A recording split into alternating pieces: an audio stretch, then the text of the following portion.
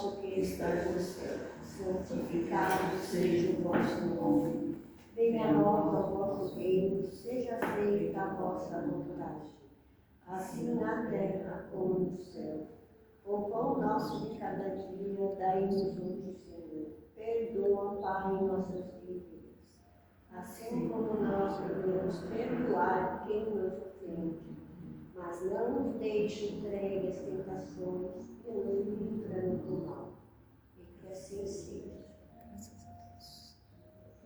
A palavra do nosso canal, vamos ver. Graças a Deus.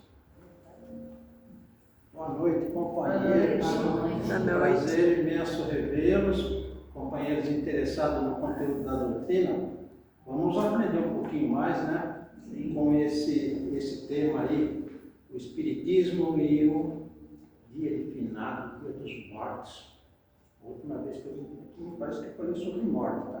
Lembro, você é o cara certo para falar sobre isso. Parece que, né? Mas vamos lá, vamos aprender um pouquinho. Eu tenho um livro aqui, ó. Quem tem medo da morte, do Richard Simonetti. O Richard Simonetti, ele foi um espírita, escritor, lá de Bauru, um trabalho fantástico, tá? Tem um centro muito grande lá em Bauru, tá? Ele foi um dos fundadores. O trabalho que ele fez e faz também em prol da doutrina é semelhante ao que o Divaldo faz. A palestra tanto no Brasil como internacional. Tá? E ele faleceu, né? Já é falecido, o Richard Simonetti. E ele deixou esse livrinho aqui, porque ele disse assim, olha, se pelo menos o que tem aqui nesse conteúdo conseguir passar para as pessoas, né? Tá? Clarear mais essa situação aí sobre morte, desencarne, mundo espiritual, né? Ele cita aqui uma série de temas, né? Que ele espera que nesse livro a gente tenha, tá, maior facilidade no entendimento. Ele diz assim, contribuição para que sejam superados milenares temores e angústia que aflige o homem quando cogita da morte, quando se fala na morte. Às vezes eu pergunto para os alunos, quem gostaria de morrer? Ninguém levanta a mão. Mas espera lá, vocês estão com medo porque vocês são espíritas, não são? Vocês não estão estudando para aprender sobre a doutrina? Mas só que acontece o seguinte, eu não sei se realmente existe esse tal mundo espiritual. Então, uma coisa é a gente ter o entendimento do conteúdo, outra coisa é a gente acreditar que esse conteúdo é verdadeiro. Aí vai depender de nós. A busca da verdade depende de cada um de vocês. Não vai cair do céu. O que a doutrina coloca e nós colocamos numa linguagem mais simples possível é para que vocês entendam. Mas descobrir mesmo se é verdade ou não, vai ser cada um. Que é a tal fé, né? Que a gente fala assim. Fé em Deus, fé nas leis, fé no conteúdo da doutrina, né? Que nada mais é o Evangelho de Jesus expandido numa linguagem muito mais simples e mais completa. Então veja só, morte. Primeira pergunta que eu faço: existe a morte? Existe. Existe a morte. Isso. E o que morre? Morre o corpo. Isso. O corpo morre. Ele vai para. Mas a alma, ela deve ir para algum lugar. Ainda que eu não acredite no mundo espiritual, ela vai para algum lugar. E esse lugar a doutrina diz que é o mundo dos espíritos, aonde lá ela vai continuar existindo. E veja só, então, não tem muito sentido comemorar o Dia dos Mortos, porque eles não morreram. Se a alma é o que é mais importante, né, a alma continua viva. Mas continua viva mesmo, professor? Continua? Mas eu nunca vi ninguém voltar aqui para provar realmente. Por quê? Porque a gente gosta da prova material, sabe? Pega 1 mais 1 é 2. Aqui na Terra, a lei da Terra é assim, né? Então, como você não consegue fazer com que um espírito que desencarnou, né, ele venha e se apresente aqui na hora, não, eu estou aqui, ó, eu sou fulano de tal, tal. Difícil. Então fica difícil, não é verdade? Né? As pessoas têm que acreditar ou então procurar essa verdade para poder entender. E para procurar essa verdade, ele tem que estudar a doutrina. Senão não consegue.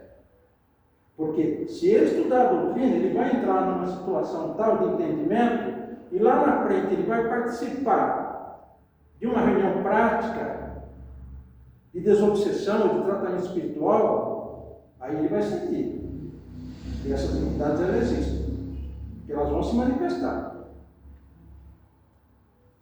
Então a gente vai conseguir perceber que realmente é verdade. Então precisa buscar essa verdade. Não? O corpo vai para a terra, a alma vai para o mundo espiritual. Como é que é esse tal mundo espiritual? É cheio de perguntas, não é verdade? Acho que tanto lá como cá deve ser mais ou menos, né? A gente tem que estudar, evoluir, não fica paradão lá. Semelhante a esse planeta aqui, a essa existência. Esse mundo espiritual ele é semelhante a essa existência, muito mais perfeito, tá? Aonde cada um não vai ficar de braço cruzado, não, como os anjos lá de asinha estavam numa boa, não. Vai ter o que fazer sim. Se você quer continuar o teu trabalho, o teu aprendizado, a expansão da tua inteligência, tem o que fazer. A única coisa nesse mundo espiritual, que é diferente daqui, que nós vamos estar separados por grau evolutivo. Os bonzinhos vão estar numa situação mais boa, né? Aqueles que são endurecidos vão estar numa situação mais difíceis, tá?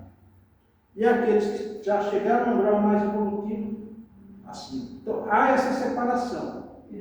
Aqui na Terra, não há essa separação, não é verdade? Nós estamos todos misturados. Por que isso? Porque o Cristo, Deus, ele diz o seguinte, olha, se eu colocar todo mundo bonzinho junto, marido e mulher, que são bons, já se entendem, já aprenderam todo o amor, da caridade, qual o objetivo? Nenhum. Nenhum vai passar em ensinamento para o outro. Então é por isso que, se o marido ele é bom, a mulher ela realmente pega no pé dele.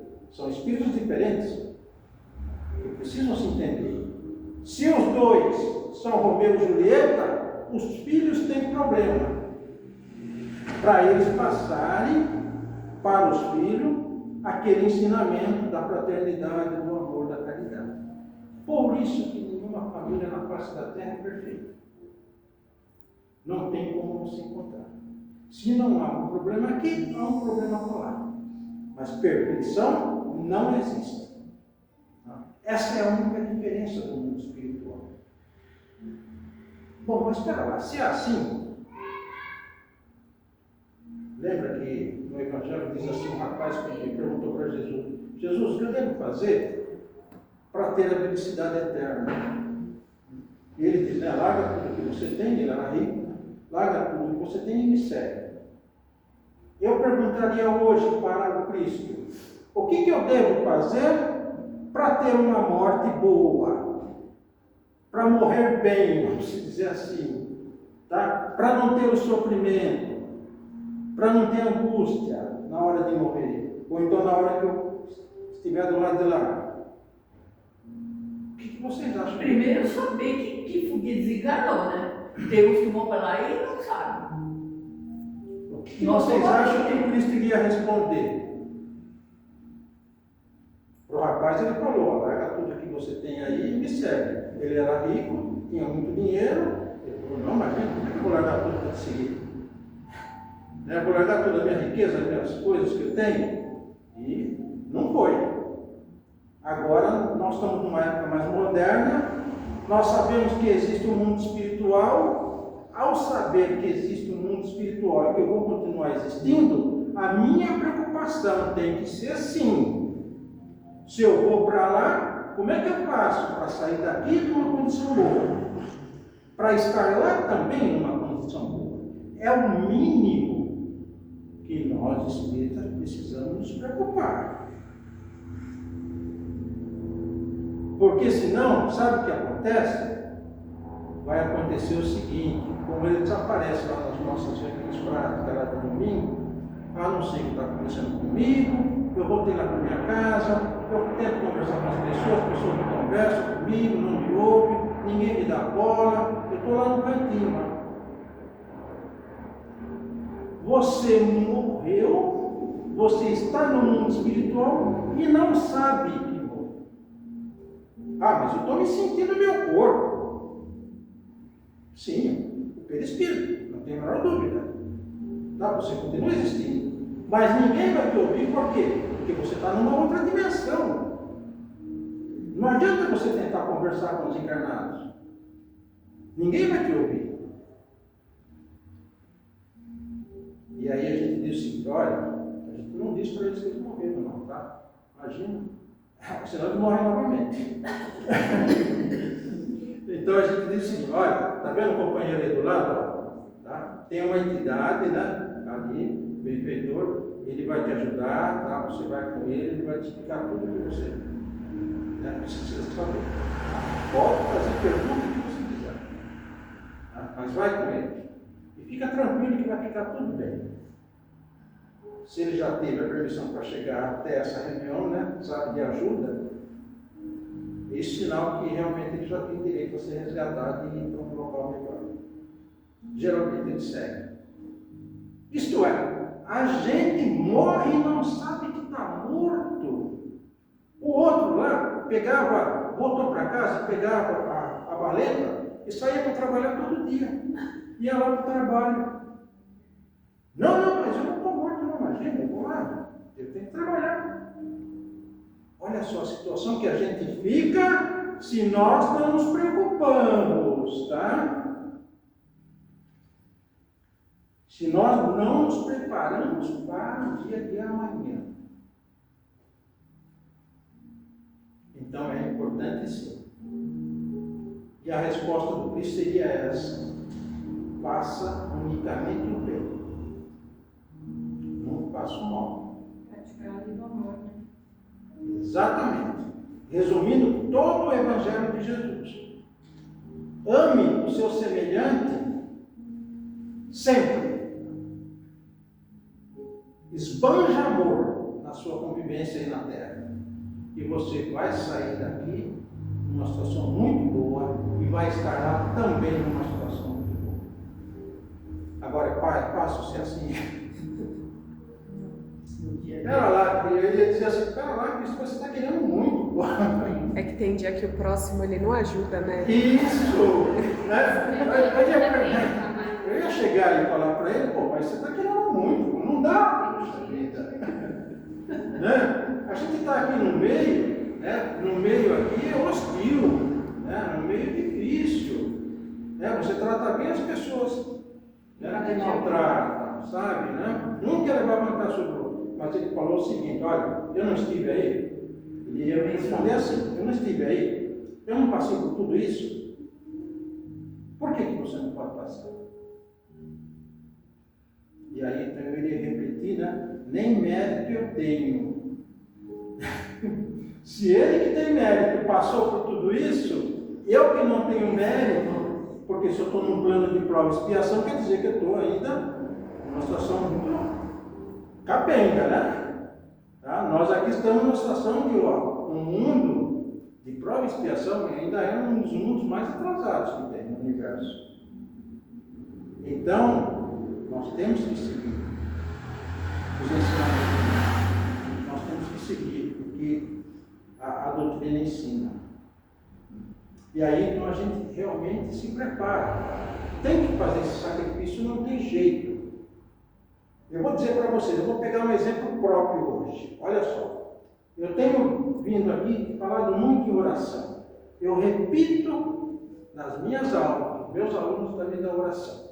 A oração, ela tem um poder tão grande que ela nos acalma, tá? Principalmente nas situações mais difíceis. Olha só, no dia 25 aconteceu um acidente com meu filho. Ele desencarnou. O bujão de gás explodiu, pegou fogo, ele está carbonizado, tá? Lá no IML do Alvim. Eu não consigo fazer porque, como é corpo carbonizado, tem que ir para o laboratório da polícia.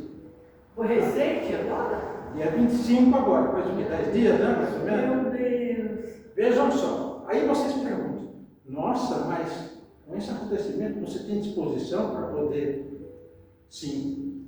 Porque se eu vivo dizendo para os alunos, faça a oração nos momentos mais difíceis, nas situações que você vê que você não aguenta, o que eu devo fazer? Orar. A mesma coisa. No quarto. A mesma coisa. É o que eu estou fazendo. É o que eu estou fazendo para mim, é o que eu estou fazendo para ele, é o que eu estou fazendo para a família. É por isso que eu consigo trabalhar e eu estou aqui conversando com vocês. A oração, o poder dela é tão grande que nos primeiros dias você tem aquela dor imensa. Né? Sabe? Como se é uma ferida dolorosa. Na medida que você vai fazendo oração, parece que é um antibiótico que vai entrando no teu corpo, vai amenizando a dor, e hoje ficou só a saudade. Permite que a gente tenha esse equilíbrio. Tá? É por isso que eu sempre repito para vocês, usem os ensinamentos do Evangelho e da doutrina a favor de nós mesmos. É por isso que eles existem. É por isso que o Cristo colocou para nós isso. Não é para a gente só ter conteúdo, não. Não é só para conhecimentos gerais, não. É para usar ao nosso favor. E eu estou usando ao meu favor. A favor dele, a favor da família, a favor de todas as famílias que passam e passaram por essa situação. E aí o que acontece? A vida continua. Tem mais 7 ainda lá em casa que dependem de mim, do meu equilíbrio, da minha paz de espírito. Não do ponto de vista material, mas da paz de espírito, sim. Porque se um no seio familiar se desequilibra, ele desequilibra o todo. Então a doutrina, ela é maravilhosa. Sem a doutrina espírita, eu não estaria. Eu estaria revoltado, como muitas pessoas ficam. Eu estaria em depressão, como muitas pessoas ficam. Então, nós temos que agradecer Kardec, nós temos que agradecer Jesus, e nós temos que procurar entender esse conteúdo e aplicar no dia a dia, na nossa vida diária, para a gente passar por esses momentos difíceis sem entrar em desequilíbrio, sem entrar em desespero. 36 anos é muito jovem, não é verdade? Mas era coisa dele. Olha, é coisa dele, você não pode fazer nada. O tipo de morte, a situação que aconteceu, está ligado a esse espírito. Ele é só seu filho nessa reencarnação. Não tinha como você intervir. Então vamos fazer oração e vamos ter força para dar continuidade à vida. É fantástico isso, porque vejam só, vocês estão vendo? Não tem morte, ele vai continuar existindo. Ele vai demorar um tempinho lá para se recuperar, tá? Vai voltar, né, a sua consciência, vai entender o que aconteceu, né? Vai poder fazer as perguntas que ele quiser fazer lá e vão explicar que o que aconteceu está ligado à sua ficha de existência espiritual e ele vai continuar existindo. Pode ter voltado um tempo. E eu tenho 74 anos, daqui a pouco eu vou lá me encontrar com ele. Entendeu? Sem problema nenhum. E vou dar uns puxões de orelha ainda. Teimoso, sabe? Né? Filho é duro, não é verdade? A gente fala. Não é desse jeito, não é do meu jeito aqui. Mas está tudo bem. Não tem revolta contra Deus, não tem revolta contra nada. A vida continua. Tá? Eu conto isso e falo isso para vocês, porque com isso eu estou cumprindo a minha missão que eu tenho que cumprir.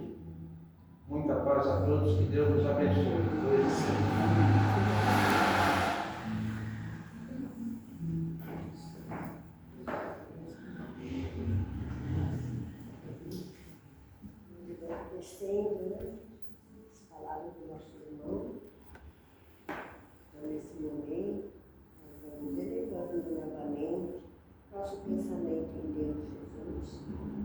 agradecendo a Deus por esta noite. Pai nosso que estás no céu, santificado seja o vosso nome. Venha a nós ao vosso reino, seja feita a vossa vontade, assim na terra como no céu. O pão nosso de cada dia dai-nos hoje.